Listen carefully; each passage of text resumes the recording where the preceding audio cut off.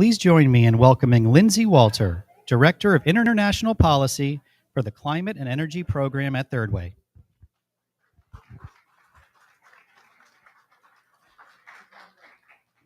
Thank you, everyone. I was told that this podium was wobbly, which is super dangerous with me because I talk with my hands. So you're in a dangerous position here for a little bit. It'll be fine. It'll be fine. Hi, everyone. I'm Lindsay Walter. I am Director of International Policy for Third Way's Climate and Energy Program. Thank you all so much for being here today. I have been with Third Way for a little over 5 years now. And when I first started with the team, our nuclear energy program largely focused on domestic innovation and deployment of advanced nuclear energy, with a pretty heavy emphasis on the role of nuclear energy to address the climate crisis. At Third Way, we have a climate and energy program and a national security program, but our nuclear team is housed under the climate and energy program. However, Russia's illegal invasion of Ukraine has thrown energy security to the forefront of the conversation. The resulting energy crisis has merged the climate and national security worlds and debate. This shift is hardly new to everyone. We will hear later from Polish Ambassador Magorowski, and we know that Poland has been at the forefront of understanding the importance of energy security and prioritizing it long before Russia's invasion of Ukraine. But for many of us in the climate and energy space, this war has been a wake-up call. Now we, like the rest of the world, are putting emphasis on energy security and drawing a very clear line from energy security to national security. We cannot be reliant on unreliable partners.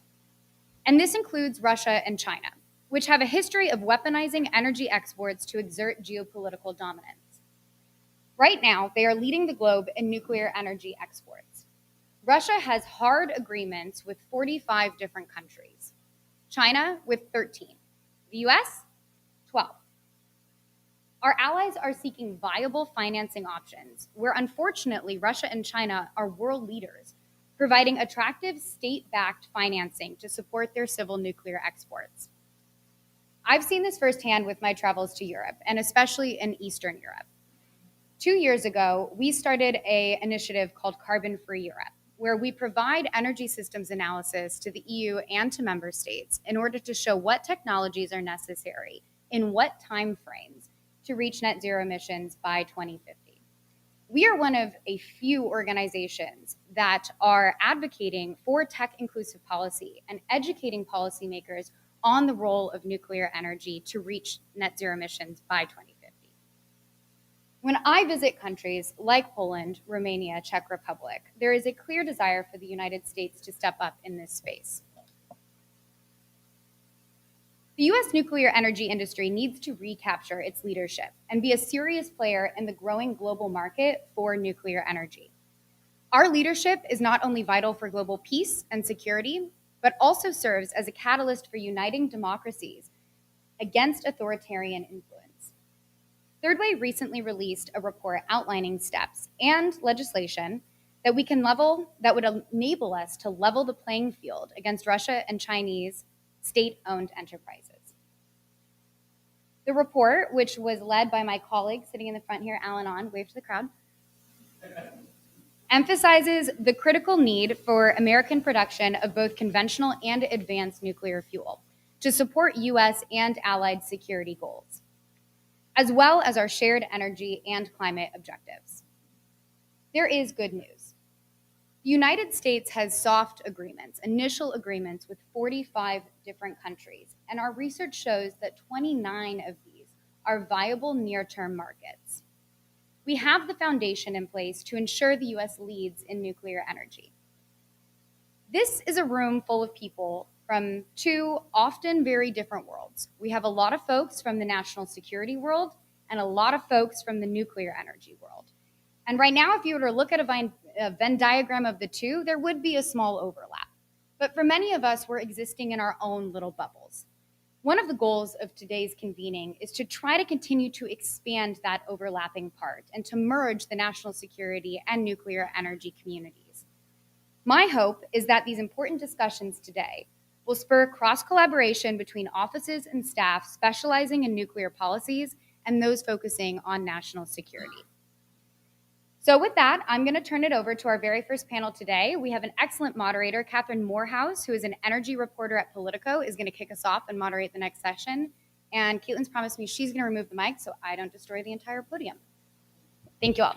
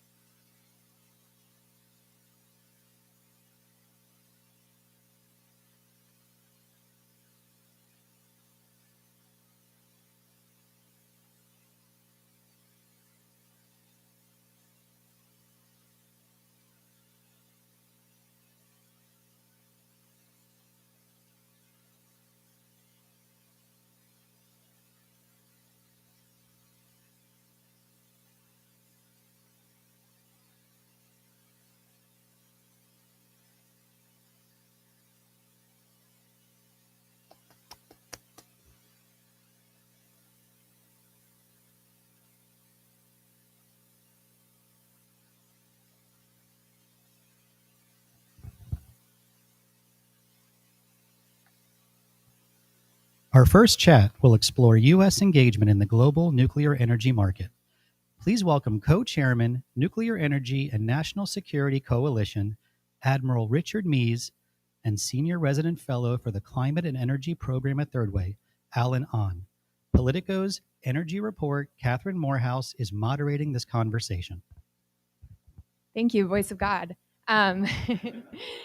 And thank you so much to Third Way for hosting this very timely and important event on national security and nuclear energy and how those two things are connected. So I wanted to kick off this panel with these two fantastic experts with kind of the question of the day, which is, why is U.S. engagement and presence in the global nuclear energy market so important for our national security, and in particular, important with our competition against Russia and China and their state-owned nuclear enterprises? Thanks, Catherine, for that question. Wow, very loud mic.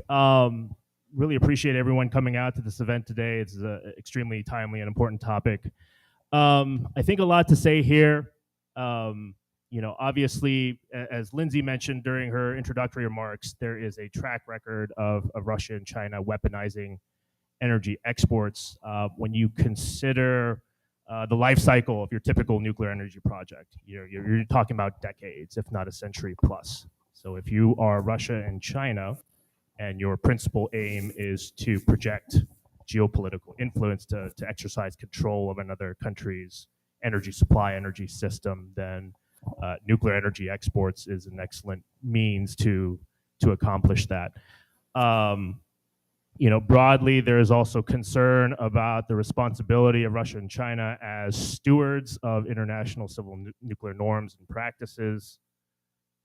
What really raises the urgency of these issues is that Russia and China have been very aggressive in engaging and courting international nuclear energy markets. Lindsay referred to the study in which we were tracking MOUs concluded by the US, Russia, and China with civil nuclear partners across the world. Russia and China had 45 and 13 hard agreements with different countries. Hard agreements meaning intergovernmental agreements with commercial terms attached, whether construction of a nuclear plant, export of a reactor components, equipment, services. The U.S. only concluded 12. I think that's a reflection of the fact that we have been disengaged from the global nuclear energy market for an extended period, and we've really only recently started to claw ourselves back.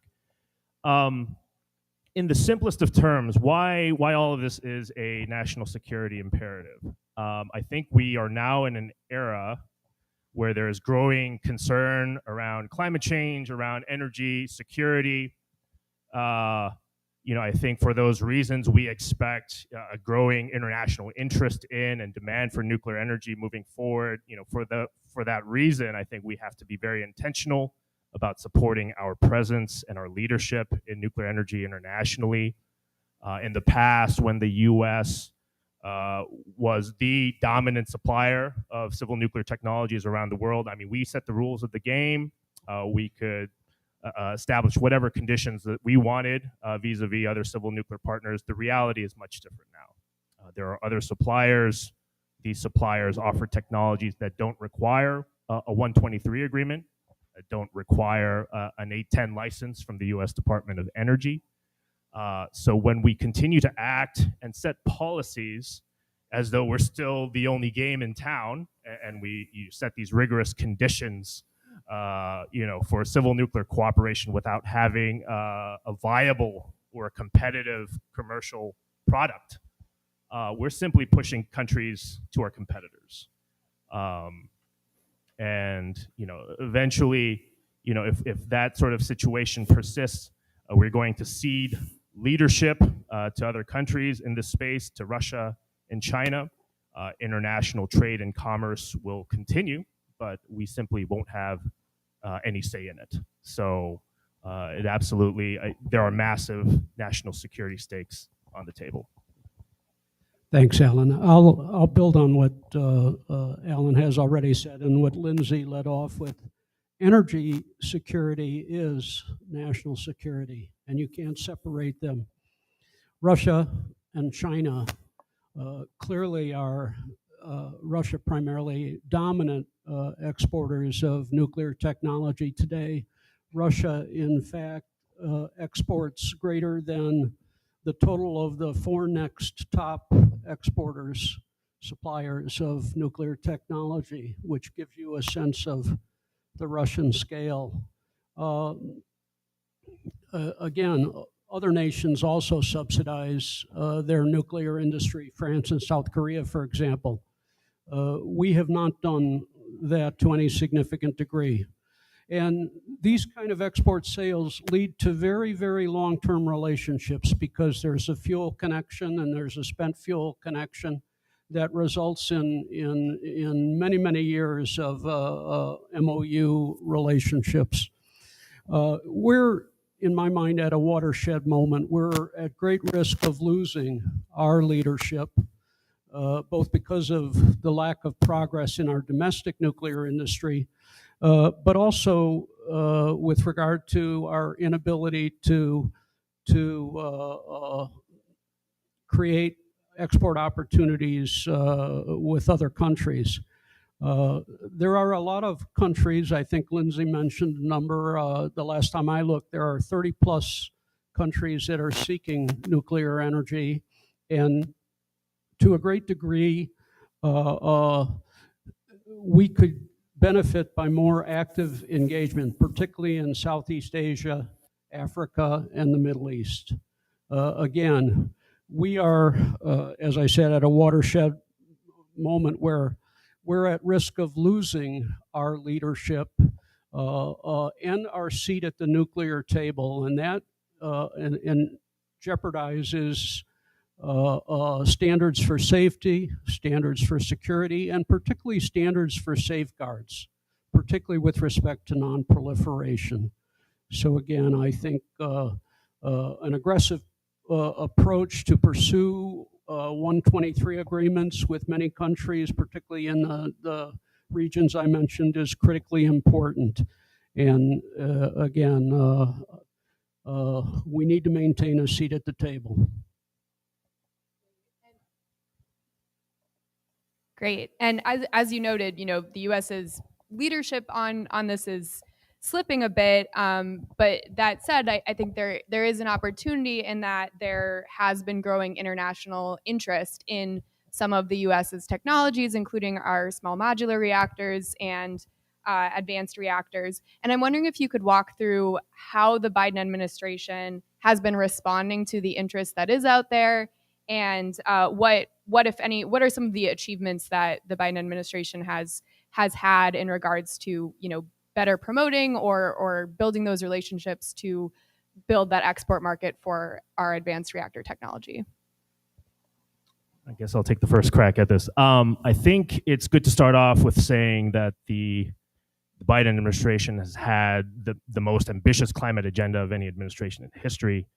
President Biden has been very clear about stating that climate needs to be at the heart of U.S. foreign policy.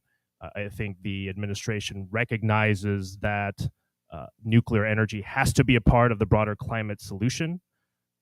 That there is an imperative of for the U.S. to assert its global leadership in civil nuclear. That there's an imperative to compete in this space against Russia and China. They've prioritized all of these things, and I think the results have demonstrated themselves. There's been deepening engagement with Poland and Romania, agreements on construction of large reactors, advanced reactors, small modular reactors. The first program at the Department of State was established under the Biden administration, 2021, I believe. The program is intended to help countries with capacity building so that they can start new civil nuclear programs. More recently, under the first program, grants were awarded through the Project Phoenix initiative for countries to explore coal to SMR transitions. What else? There was also a massive role by the USG to make sure that conversations about nuclear energy were included in the G7 meeting in Japan, and that yielded an agreement amongst the Sapporo 5, US, Canada, UK, France, and Japan to cooperate on the nuclear fuel supply chain and ensure that there is no longer a collective dependence on Russian nuclear fuel services.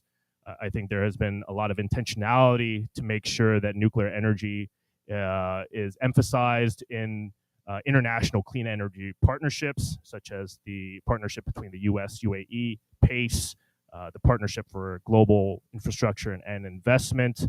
The US and Japan had a partnership to assist Ghana in the exploration of SMR development and deployment. I mean, this is a very long laundry list of accomplishments.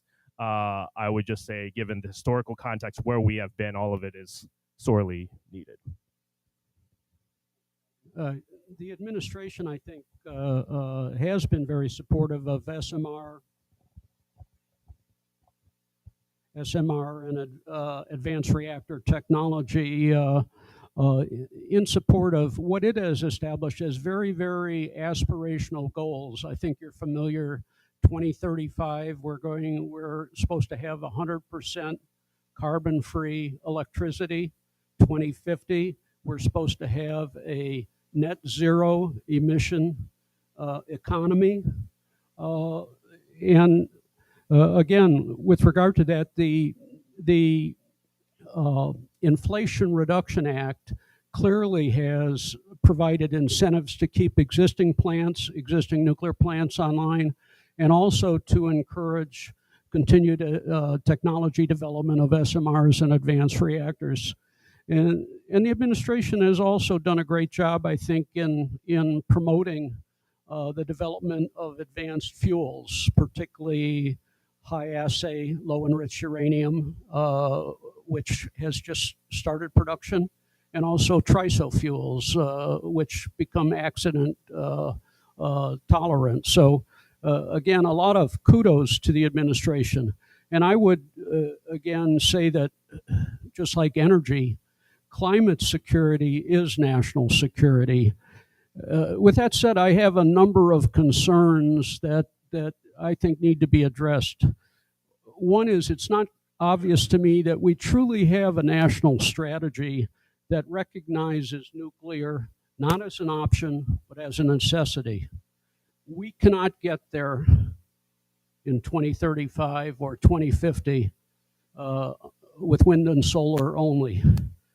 The energy industry needs baseload generation, and the only emission-free, clean baseload generation today is nuclear. And again, I think to a great degree, we need to better acknowledge a lot of the advantages of nuclear that don't often get recognized. One is reliability. Today, our fleet of 93 reactors has an average capacity factor of about 92%. That means that 92% of the time, those plants are online running at 100% power. That is truly baseload generation. You compare that with wind and solar, they're not even close. Wind maybe at somewhere in the vicinity, wind and solar capacity factors range somewhere between 25 and 35%. They're intermittent, and hence you can't rely on them to be baseload generation. Additionally, the wind blows strongest at night when the demand is the least. So there are challenges there. Another advantage of nuclear is its generation capability. We've got about 8,000 energy plants in the United States, only 93 nuclear plants, a little over 1% of the total. And yet that 1% provides almost 1/5 of our electric generation. And it also provides almost 55% of emission-free generation. So again, there's a tremendous advantage in nuclear that I'm not sure the average citizen recognizes. There are also safety and health concerns. You can go on the internet and look up deaths per terawatt or deaths by energy source and compare the different sources of energy and the mortality rates associated with them. And the charts vary to some degree in their numbers, but the relative rankings don't. A recent Forbes article, for example, cites coal as the worst, and the average mortality rate for 1,000 megawatt hours of electricity production by coal results in 100,000 fatalities. If you look at China alone, that number is 170,000 fatalities, which is an indication of how bad the pollution is in China. And then when you look at the United States, the number is 1,000. It's a factor of significantly 10 less. And then when you look at nuclear, the number of fatalities is 0.1 per 1,000 megawatt hours of electricity generated by nuclear, 0.1. That's 10,000 times better than coal from a mortality standpoint. And then from a lifetime standpoint, the average lifetime from a solar plant is about 30 years, 20 years for a wind farm. And nuclear plants at the same time are averaging well over 50 years of lifetime. And then lastly, land use. If you look at land use and are concerned about how land is used, again, on a megawatt basis, nuclear takes up about 0.3 cubic meters for every megawatt it produces. Wind is about 22 cubic meters per every megawatt. I'm sorry, solar is about 22 cubic meters for every megawatt it produces. And then land use from wind is well over 100. Unless you just look at the towers themselves and forget about all the land between the towers. Again, I think commercial leadership and competitiveness are inextricably linked to a strong domestic nuclear energy program, and hence preserving the U.S. fleet and investing in new technologies, next generation reactor technologies is really critical if we want to maintain a leadership role internationally.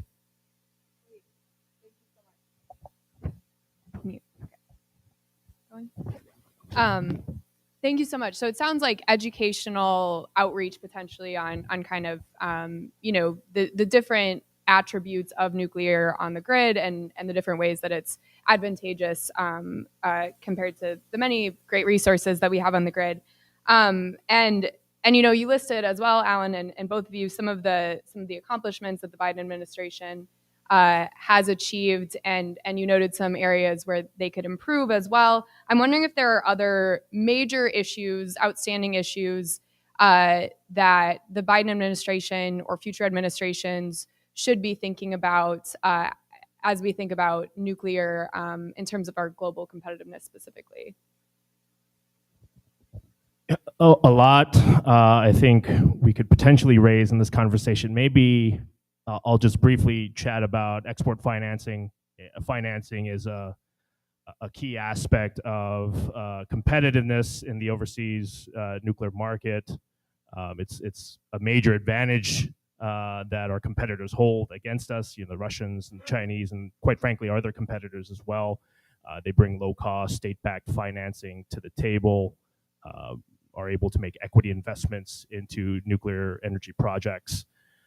We recently released a report on export financing based off of a workshop that we hosted with various experts. I'll briefly say thanks to Ted Jones, Steve Howlett, Beth Tuomu, and many others who we hosted at that meeting. There was a lot of different insights. It was a very dense report with a lot of different policy recommendations. What I'll just say briefly is that I think it emphasizes the role of agencies like Export-Import Bank, EXIM, and how critical they are in our civil nuclear competitiveness abroad. When you look at the recent history of EXIM, it's an agency that's been under siege, target of partisan politics. I think there's just a desperate need in the near term to provide sort of the political will, the political cover for the agency to be able to take on sufficient risk so that it can effectively support U.S. nuclear energy exports. I will also briefly mention that the Civil Nuclear Export Act was introduced in the Senate back in June, and that critically addresses the eligibility of nuclear for the China Transformational Exports Program, which allows applicants to have access to better rates, better terms whenever they're in direct competition with Chinese-backed entities in international markets, and then provides a solution to the default rate cap of 2%. Since I brought it up, I'm going to have to go down that rabbit hole. So, EXIM it has a default rate cap of 2%, basically a total portfolio of loans, insurance. If 2% of that is overdue 90 days late, then essentially the agency loses authority to make any additional transactions. And I think for an agency that has been the target of political attacks and has become risk averse for that reason, understandably, we need to make sure that that type of a restriction, which no other export credit agency in the world faces, is removed, and the Civil Nuclear Export Act would raise the default rate cap as well as provide some flexibility for the EXIM board of directors to manage that on a case by case basis. Let me talk about fuel, because it's so foundational to so many of the things that I think we're trying to accomplish here. Obviously, there is an urgent need to alleviate our reliance on Russian nuclear fuel services. I think that in itself is a national security imperative. But as we view it, I think there are diverse national security implications with the fuel issue. We see a competitiveness dimension. We are in the middle of a research project with some partners, some experts, on digging into Russian and Chinese intergovernmental agreements around fuel supply. China provides all of the fuel needs for the reactors that it constructed in Pakistan. The Russians will provide formal agreements to all of its, or many of its civil nuclear partners to supply fuel for the life of reactors that it exports to these countries. So building out a viable, a functional Western-based nuclear fuel supply chain, I think, is important so that we can level the playing field against Russia and China. U.S. advanced reactors, they're all the features, the innovative characteristics of these technologies are supposed to represent a competitive edge for the U.S. in the international reactor market for decades to come. Many of them rely on high-assay, low-enriched uranium, HALEU. There's not a commercial supply of this material outside of Russia, and for that reason, this is affecting how these reactors are being considered by potential international customers today. So, anything that we do to undermine our own competitiveness. I think ultimately undermines our ability to set the highest global norms in terms of nuclear safety, security, and non-proliferation. And if that all sounds a bit too abstract, let me make the national security ties pretty clear, and talk about some very pressing challenges of today. Ukraine voluntarily relinquished its nuclear weapons in the 1990s after the dissolution of the Soviet Union. If we do not come to Ukraine's aid at this moment, what signal does that send around the world about the prudence of adhering to global non-proliferation norms, and to the extent that our continued reliance on Russian energy and nuclear fuel undermines our collective resolve to support Ukraine in this conflict, I think is absolutely unacceptable. It's madness. In the Middle East, there have been persistent concerns about regional proliferation risks. I think current events have put a lot of these concerns to the fore. At the same time, you have a number of countries in the region that have expressed interest in starting new civil nuclear programs: Saudi Arabia, Jordan. Back in 2009, we concluded a 123 agreement with the UAE. The agreement was hailed as the gold standard because the UAE renounced its rights to sensitive enrichment and reprocessing technologies. Started sort of a movement from the part of some to say that we need to make this a policy goal for all of our 123 negotiations moving forward. There's been a rich debate around that. I don't need to necessarily rehash everything. I will just simply say that I think absolutely it is important to U.S. national security that we try to constrain the spread of sensitive fuel cycle technologies to the extent possible.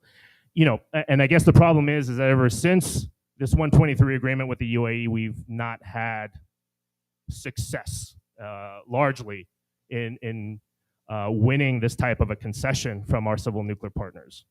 And I think there's no coincidence that it coincides during a period when we've had waning presence in the international nuclear energy market, during a time when we dramatically lost market share in the global enrichment market in general. And every negotiating partner is different, every case is different, but I think we stand a far better chance of winning these types of non-proliferation conditions in these agreements if we can assure these countries of robust,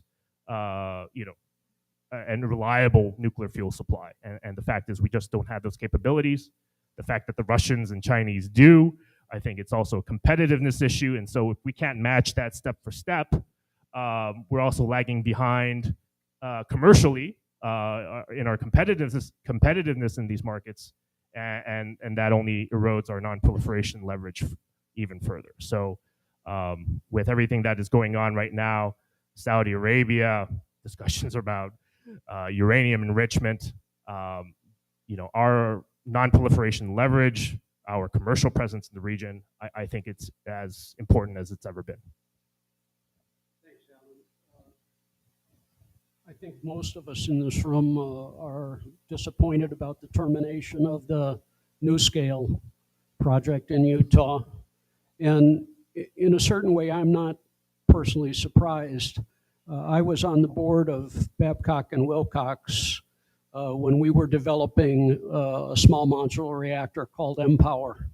And it was an uphill battle, primarily because we could not get enough interest to produce the SMRs in sufficient quantity, and our investors could not tolerate the continuing investment chain that mPower required. So we ultimately terminated the project before its completion.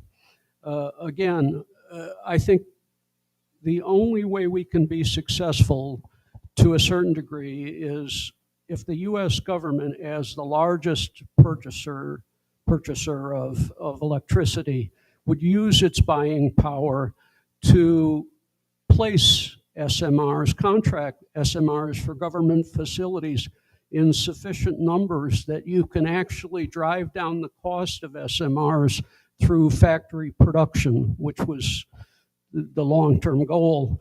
That to me is the only way we stand a chance of being successful.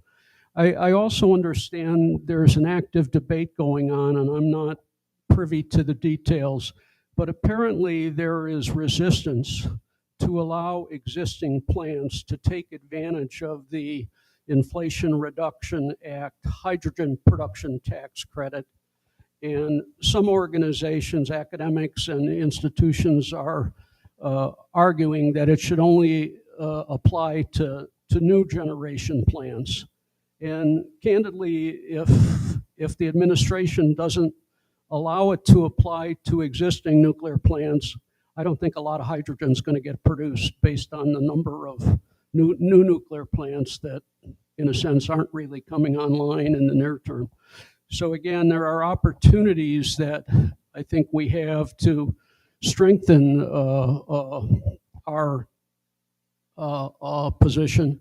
As I said earlier, more active engagement in Southeast Asia, Africa, and the Middle East, I think, is required to pursue 1, 2, 3 agreements and to work with the IAEA to partner with them to help those nations build better capability and proficiency, expertise with respect to nuclear technology.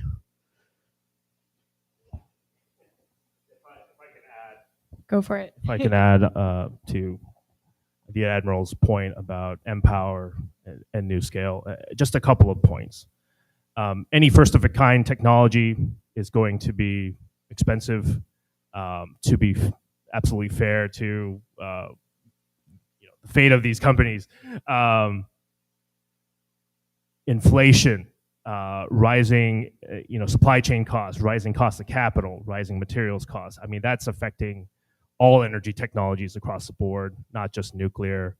It's affecting every economic sector. I mean, I feel it in my grocery bill. I'm feeding 2 hungry kids at home.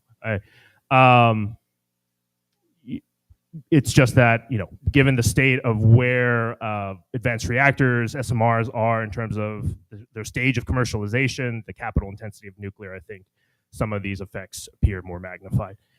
As the Admiral noted, I think there's no way around it. If we're going to achieve cost competitiveness with this technology, the solution is simple. We simply have to build at scale. We have to build multiples. Along the way, we have to develop proficiency in integrating these projects, putting them together, and strengthening the supply chain as we go along. When Jeff Lyash of TVA says, I don't want to build 1 advanced reactor, I want to build 20, I think that's the mentality and the mindset that we have to have. Synthos Green Energy received a $3 billion letter of intent from Exim for the BWRX 300. I think Synthos actually wanted a letter of intent that could cover 6 units, in the order of 18, 20 billion. Those are sort of the steps that actually we need to take if we're going to get to cost competitiveness with advanced nuclear. So, I think we're close to first-of-a-kind deployment with many different designs. I think there's smart people at work right now trying to figure out how can we de-risk the 2nd unit, the 3rd unit, the 4th unit. And I think keeping with the theme of this session and this event overall, if we're not willing to go through with that, our geopolitical rivals will. They're going to build it. It's not a question of if we're going to build these things. It's a matter of who will. Great. I think we're just about at time. Probably not enough time to answer another question. So I'll stop it there. Although we have more questions that I could certainly ask. But thank you so much to both of our panelists for your excellent, well thought out answers, and thank you again to Third Way for hosting this really important discussion. Right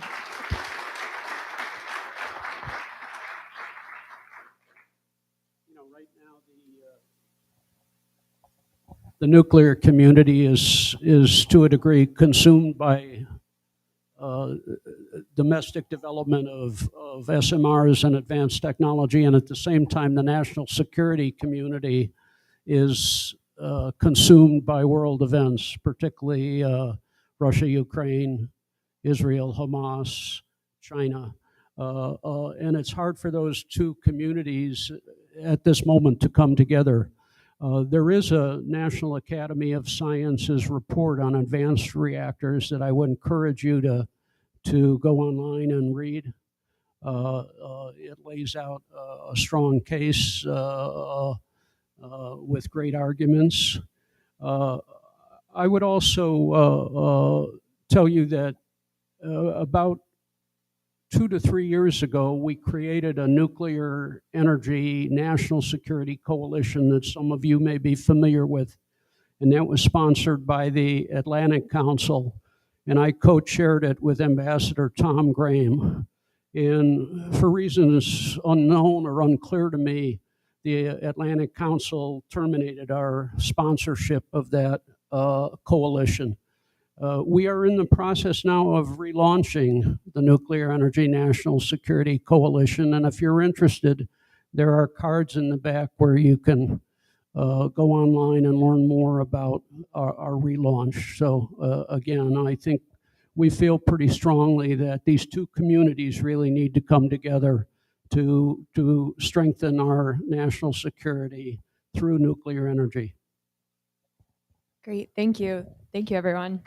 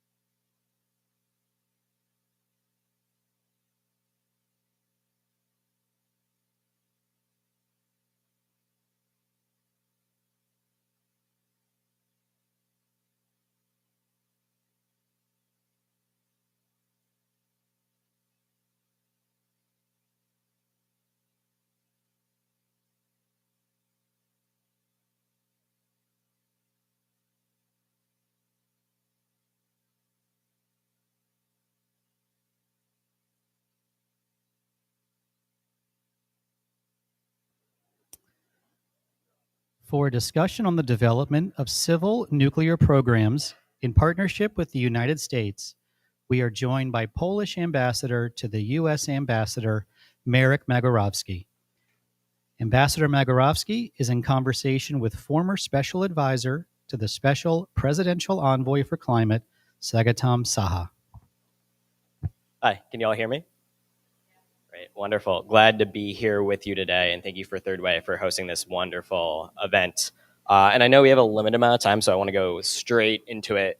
And to create the through line from the last panel, I think it's abundantly clear, and it was also abundantly clear in my time with Secretary Kerry in the State Department, that nuclear for national security grounds and climate grounds, it's very important for the United States to be a competitive supplier. The other side of the supply equation also demand. And as Alan and everyone mentioned, there are a variety of newcomers to nuclear looking to start nuclear programs for the first time for national security and climate grounds, one of them being Poland. So I'm glad to have the ambassador here with me today. I have a few questions, and I know we have a limited amount of time, so I know you used to do press for the Polish government, so I'm going to throw a bit at you if that's okay. Okay, wonderful. First, let's start with Russia, Ukraine. Poland, as you well know, was among the first EU member states to diversify away from Russian energy, including natural gas. And that was well before Moscow's invasion of Ukraine. How does that current war and the related energy crisis factor into Poland's energy transition plans now? Thank you very much for this kind invitation. And I just want to tell you that I envy you because you are a special advisor and a special envoy. I'm just a regular ambassador. nothing special about me. First of all, let me debunk one persistent myth. Poland is not always right. Having said this, I would like to remind you that we have been prescient all along about the prospect of Mr. Putin using energy as a weapon and taking into consideration our geographical position and the geopolitical configuration in our part of Europe, it was of critical importance for us to do something about that. And we chose consciously and purposefully to render our country independent of imports of Russian gas. And Poland has been independent of imports of Russian commodities for about a year now. In October 2022, we inaugurated the so-called Baltic Pipe, which now transfers gas from the Norwegian continental shelf via Denmark to the Polish stretch of the Baltic coast. We also have some own resources on Polish soil or under Polish soil, and we are importing a lot of liquefied natural gas, mostly from American companies, but also some from the Middle East. Poland has now reduced its reliance on on deliveries of Russian gas to zero, as have many other European countries, but not all of them. So we always wanted to lead by example. We always wanted to be the shining beacon on Europe's map in order to demonstrate that Poland is determined to change this paradigm.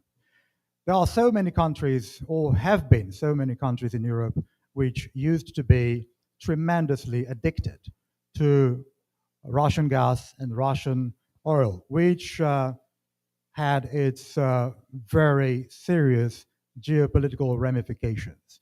And as one of the panelists rightly noted, energy security is just one of the linchpins of this entire framework of political security, and especially in Europe.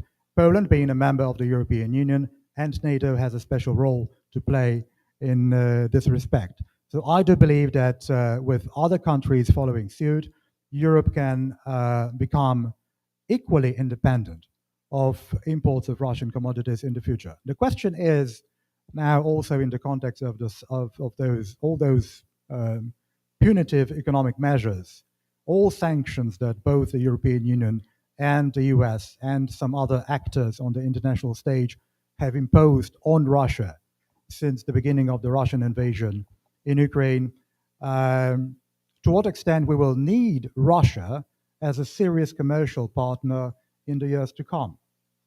We can now see quite clearly that Russia, with all due respect, Russia hasn't got much to offer the rest of the world except for gas and oil.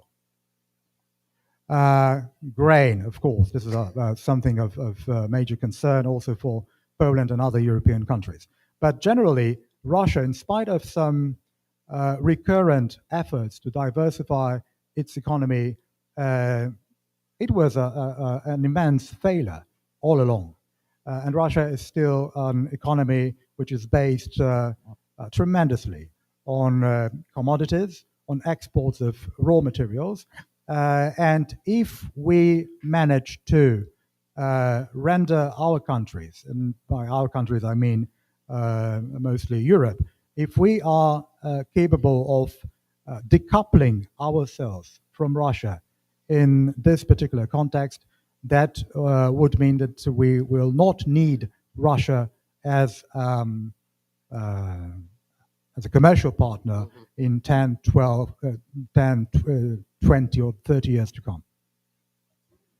I think in that respect, Poland might not always be right, but you were certainly ahead of the curve here.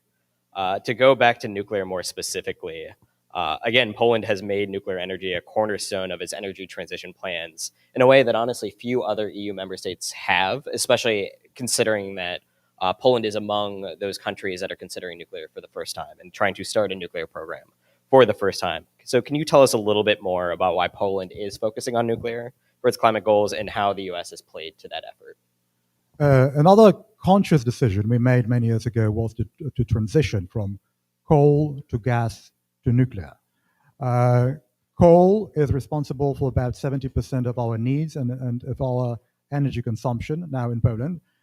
Coal is not a particularly healthy material, as you know, and there are, according to some statistics, there are about 40,000 deaths directly related to air pollution, which is caused mostly by coal extraction and production, predominantly in the southern part of our country. So it was an absolutely imperative for subsequent Polish governments to somehow decouple our economy from this particular dependence on coal. We decided to develop our gas pipelines. We decided to pursue the nuclear agenda as well. And the first batch of 3 reactors will be probably online by, if my memory doesn't fail me, by 2039, which at first sight seems to be a long period, but it's actually just around the corner. So it's also in the context of our of this framework of political security that I mentioned just a few minutes ago. You cannot be a reliable partner in the European Union and in NATO if you are so dependent in terms of your energy sources on one source, which is coal in our case. So again, it was a very conscious decision, very reasonable one. I would like to mention one more thing, which is, I think, of also fundamental significance. We now have a very narrow window of opportunity in Poland because the mood, the ambience is very favorable to the development of our nuclear capabilities. I'm talking about the civilian nuclear program, of course. There is no substantial resistance, no opposition in the Polish society to nuclear. Unlike in other European countries, unlike in Germany or France, well, I shouldn't be naming names because I'm a diplomat, but you all know the reality, the political reality in those countries, especially after the Fukushima disaster, when the German government, under Chancellor Merkel, chose to phase out their own nuclear industry, which has also had very serious and very long-term consequences, not only for Germany, but also for other countries, which some of them followed suit. And there is a distinct difference between the perception of nuclear in Poland or in Central Europe, to put it a little bit more broadly, and in Western Europe, for a host of reasons. In Western Europe, nuclear industry is still toxic, at least politically. So it is very difficult, for example, for German or French or Italian or British politicians, for that matter, to promote nuclear as a clean and reliable source of energy. And again, as opposed to Poland. In Poland, there is a widespread consensus across the political aisle among virtually all political circles that we need to develop our nuclear industry. Again, as you rightly noted, those will be the first nuclear reactors in Poland ever. So it was not an easy decision to make, but also considering that mood in Poland, I think that this is the window of opportunity we have to capitalize on, and this is just about time to reverse course. And I think this is also one of the reasons why the American investors are so interested and have always been in investing in the Polish nuclear industry, to demonstrate not only to Poland and not only to the European Union, but also to the rest of the world, that this is an important bridgehead. Poland may become, again, a beacon for other countries to follow in terms of the choice of energy sources in the future. I have two follow-up questions, perhaps one about the politics of it, which you were talking about, and then some of the technical, but I think I'll go politics first. Two-parted, actually. One, where do you think that I prefer politics. Wonderful. So I'll lead with that. Where do you think that mood and moment comes from? What makes Poland different than some of the other countries you mentioned, that neighbor Poland, where nuclear is viewed very favorably? And as a kind of addendum to that question, last month we saw an election in Poland that, as I understand it, may lead to a change in the governing coalition. How are we in the United States to understand that when it comes to this issue? Of course, there will be changes in the ruling coalition, but I don't think there will be any significant alterations, if you will, in the Polish nuclear policy or energy policy. Again, there is widespread consensus, not only in the society, but also across the political spectrum in Poland, that we need nuclear. And again, I think that there is rising awareness among a vast majority of Poles of the necessity to reverse course, and of the fact how polluting coal is.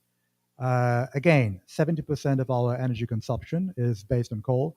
There are hundreds of thousands of people who have worked in the coal industry for the last few decades, especially after World War II. And this is a legacy we have to cope with. And I think that there is now that perception that it is absolutely indispensable to change this policy. So without a special effort on the part of subsequent Polish government, I think that it was a natural process. Pretty long and pretty arduous, but a very natural process of the new understanding, if you will, of our energy needs. Thank you. So now, unfortunately, I have to go technical. So last month, we also saw that PEJ, which I'm not going to try to pronounce the full Polish name, but the Polish utility, signed an engineering services contract with both Westinghouse and Bechtel, essentially to design that first nuclear power plant for Poland.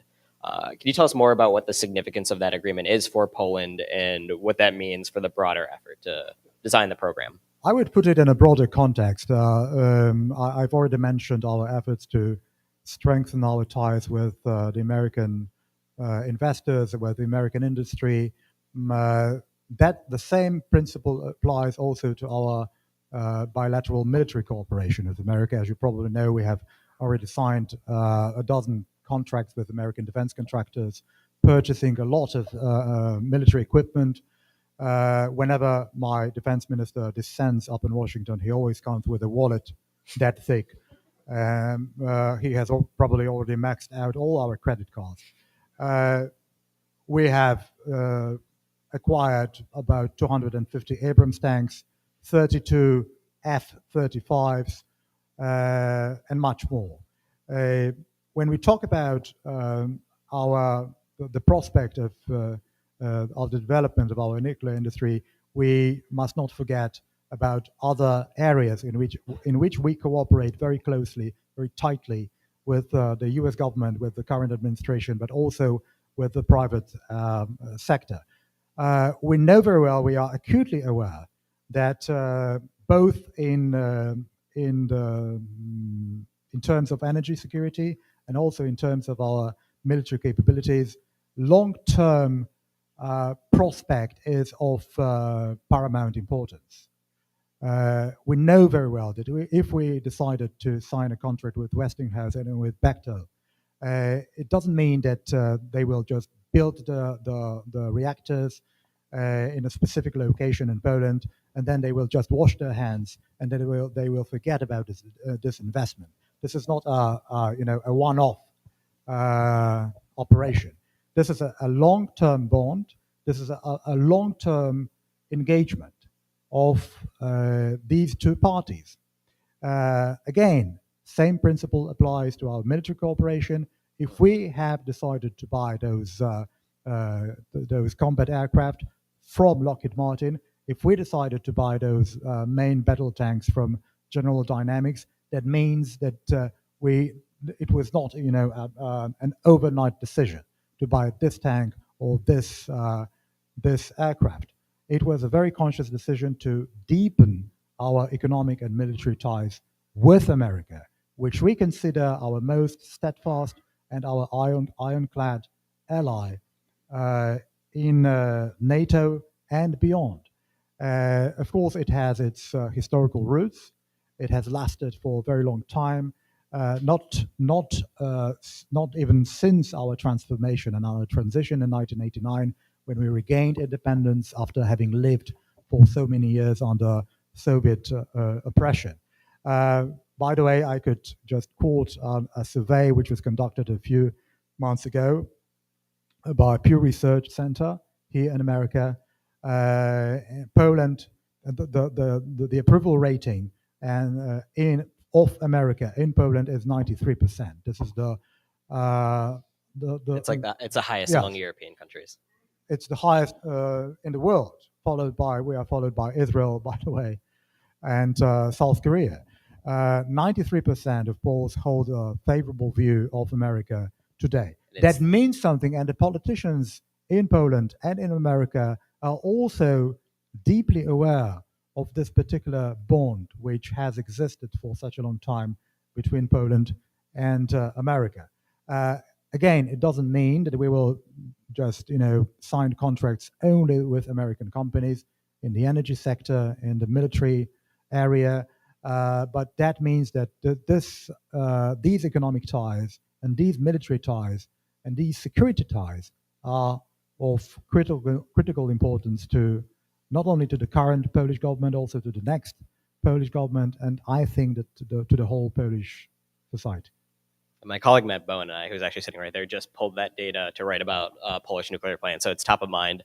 I also recall, I don't remember if it was the same poll, but Poland among European countries also have the most negative, unfavorable views of Russia. So take that as you will. No wonder. I know we're in our last few minutes with you. So I want to pivot a bit to climate and nuclear. Actually, by a show of hands, I'm curious, how many people will be at COP28 in Dubai later this year? A handful of folks. I'll be there. I'm wondering, so Poland itself has hosted a couple of these COPs, we call them, but UN climate meetings. What are your hopes for nuclear at COP this year? Given a little bit of context, I think we've seen nuclear emerge as a climate solution at these settings in a way they actually have not before. As I said, I think one of the priorities of the Polish government will be to convince the rest of the world that nuclear is clean. And this is an ongoing debate in Europe. Again, I would have to mention some countries just west of Poland, which are not very enthusiastic about nuclear. We tried. But actually, we have no choice. And we have to demonstrate on the international stage that this is the right direction, that this is the right choice, and this is actually the only option, especially for countries like Poland, which regained not only their political but also their economic independence in roughly in 1989. So we are in the initial stages of this, also of the energy transformation. So when we are talking about the energy mix, other countries have had the advantage of being capitalist for a much longer period of time. So if Poland became capitalist, economically free, establishing a free market in Poland in various areas, just about 30 years ago, that means that we still have to go a very long way to transform also our energy sector. And this is and has always been one of the priorities also of the previous governments, to depict Poland as a country which needs some time. So when we talk, for example, about all those ambitious goals of the European Commission, for example, Fit for 50 and some other initiatives, which would be really very detrimental to the Polish economy, not only to the Polish energy sector, but to the Polish economy in its entirety. And again, I believe that regardless of the political colors and regardless who will be the next climate minister in the next Polish government, I think it will be one of the priorities to to demonstrate and to showcase Poland as a country which has made a huge effort to transform its the energy environment, not only in Poland but also in Europe. And we are going to talk to our partners in Europe and also in Asia, in America. Poland has always been a whipping boy for some other European countries as a country which has always lagged behind, not transforming the energy spectrum or the energy mix fast enough. And I think it's a misperception. It is absolutely wrong to think of Poland as a country which has lagged behind for the last 3 decades. We've achieved a lot. Achieving energy independence and energy security and decoupling ourselves from Russia is just one of those examples. But I think that our efforts to reduce our dependence on coal are equally commendable. Thank you so much. We really appreciate your time here with us today. Thank you. Thank you very much.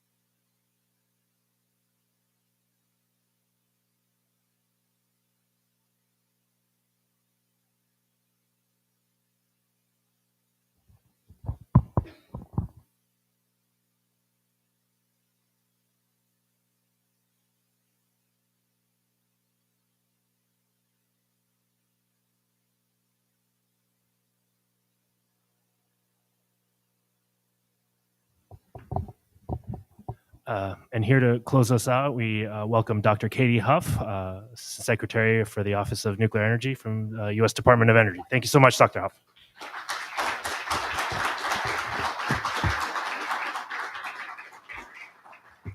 Thank you. I so appreciate being here, and I see that Third Way and others sponsoring this event have gathered exactly the right people. I see incredibly familiar faces in the context of all of this work, and I'm really pleased to be here to close out this conversation. Though I will note, I was busy back at DOE, unable to join you for the first part of it. So there's a risk that I'll say some things you've already said more eloquently than I'm able to.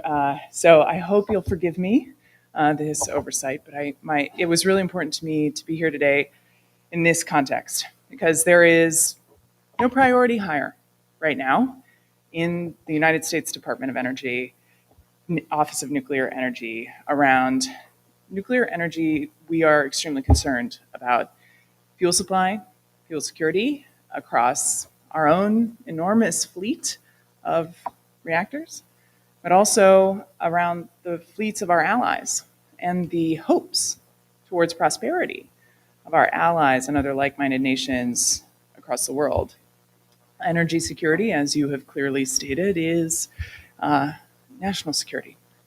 And our national security here in the United States, as well as the national security, the sovereignty of many nations, relies on energy not becoming a cudgel, not allowing critical types of fuel to be sharpened into a weapon against the people of the nations that we partner with.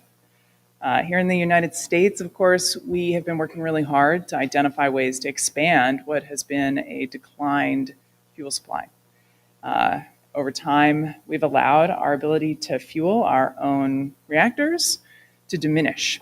And that ability doesn't help in the context of not only our national security, but also that of our allies, in part because when we assure other nations that the United States is behind them in the event of a disruption in, for example, fuel or other supply chains, we really want to be able to back it up.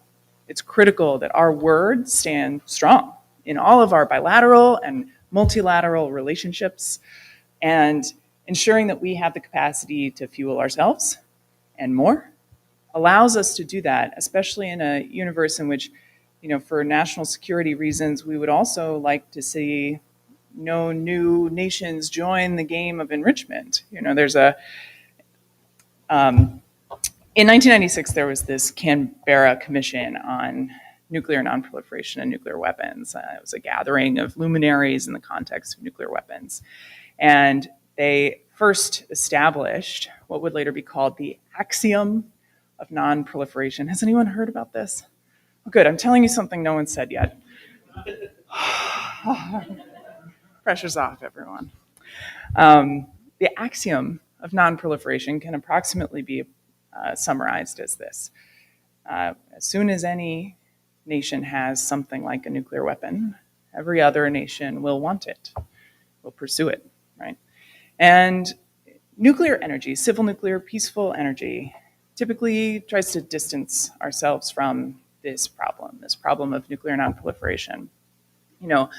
But I think when we look at this new weapon, using access to fuel as a weapon, there is a danger that all kinds of countries are now at risk, now vulnerable to the possibility that another nation in this world can stop their access to power, to electricity, to thermal energy, what keeps the lights on, what keeps the air moving, what keeps us fed and clothed in our universe in a very real way. That weapon, the weapon of being able to deny access to energy from one nation to another, is now one that I am concerned that we can't allow nations to have. We cannot allow nations in this world to have the ability to cut off access to energy to any other nation. It clearly undermines peace and prosperity, and therefore access to enriched uranium that is from a trusted coalition of suppliers across this nation can undermine that weapon. We can defang anyone who would use energy as a cudgel by providing clear, capable access from peaceful nations, ideally not just one, but many, to enriched uranium, for example. We're doing this in the United States, in Canada, in the UK, in Japan, in France, and many of our other like-minded partners and nations are in a conversation to identify ways to expand mining, milling, conversion, and enrichment capability to support the 2,000 metric tons of enriched uranium a year that the United States needs, and well more than 4 times that much for the world, as well as we look to the future. When we look at the deployment of nuclear energy in an advanced sense with new, very passively safe reactors that are smaller and hopefully more affordable, reactors that we hope to see deployed for uses that don't just support the electric grid, but support, for example, the high temperature needs of our combined heat and power activities across the industrial world. 2/3 of our emissions, of course, come from this kind of heat need. We need those reactors to be deployed, and they need fuel. So as we look at the projection towards the future of our nuclear reactor deployment in the world, we're going to need not only the amount of fuel that we need today everywhere, but we also are going to need quite a lot more. We're looking at what it takes to support our carbon-free, clean energy, climate mitigation goals here in the United States, and it looks like doubling or tripling the amount of nuclear power that we have. No matter how much renewables that we can deploy, we are going to need to probably triple nuclear capacity. And therefore, we're going to need to triple the amount of enriched uranium we have. And that means expanding this capacity. So the president has asked in the domestic supplemental request for $2.16 billion plus a revolving fund to assure fuel supply and to provide capital investment towards new capacity for conversion and enrichment, especially in the United States. It won't cover the entire gap, but hopefully it will incentivize our private industry to come in and fill the remainder of the gap that Russia might leave if Russia were to walk away from supplying enriched uranium, or, as the president has suggested, if we are able to restrict imports in pairing with that investment. So the president's suggestion is that in this supplemental request, Congress consider not only investing in, but also in this enrichment capability and conversion capability in the US, but also pairing it with import restrictions that would stop our adversaries over time from being a dependency for our fleet. You know, ultimately, when we look out at this whole world, I've really focused on fuel because it has been an enemy in the war between, where the Russian invasion of Ukraine, and nuclear energy has been helpful. We look at Ukraine's plans to rebuild, and it's very clear that nuclear energy will be a part of those plans, in part because nuclear energy has laid the foundation for their continued operations of their grid, which has been heroic, frankly. And without nuclear energy, they couldn't have kept any of the lights on that they did keep on over the last couple of years. And as we enter a darker winter, I hope that it will continue to behave this way. And because of their performance, I've had plenty of conversations, the Secretary has had plenty of conversations with Herman Halashenko and others. It is very clear that their plan for their next generation of energy, their rebuild, will include a great deal of nuclear energy. And we hope to see that across our neighbors and allies. I am very hopeful for all of our requests. I think not only will we be releasing hundreds of millions of dollars from the Inflation Reduction Act towards the establishment of a broader high-assay, low-enriched uranium supply chain to support reactors like the TerraPower Natrium reactor, sodium-cooled fast reactor being deployed in Wyoming, or the X-Energy XE100 reactors that are planned for Seadrift, Texas, but also a whole fleet of other advanced reactors beyond the light water small modular reactors that we also have hope for, whether it's Kairos or USNC's MMR or the Westinghouse E Vinci reactor. My hope is that this investment, paired with restrictions on imports, can be made possible by direction from Congress.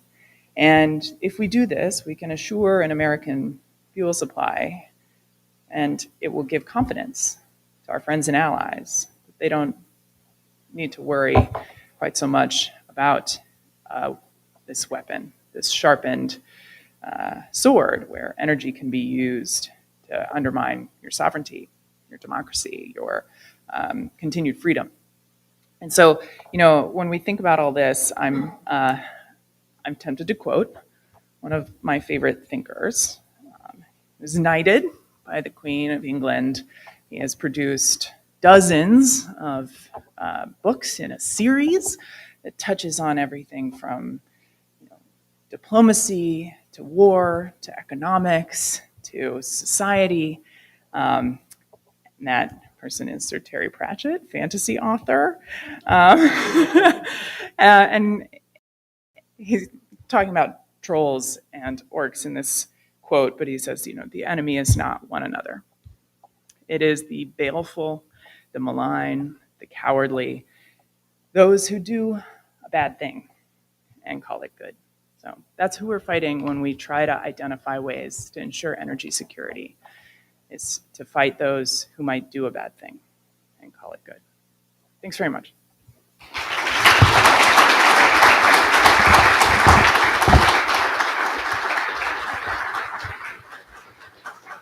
Thank you, Dr. Huff, for those closing remarks. They were definitely not what was covered beforehand, so we appreciate it. Thank you to our wonderful panelists, and in particular, to Caitlin and Sophia for pulling together this wonderful event, and our excellent nuclear team at Third Way. We have Ryan, Rowan, and Alan all here. So please find a time to talk to them during the reception. So with that, I'll let you go to the reception. We're all going to hang out here. If you would like to stay and join us for drinks and hors d'oeuvres, thanks to Tavern Inn providing. And we look forward to continuing the conversation with you all. Thank you again for attending.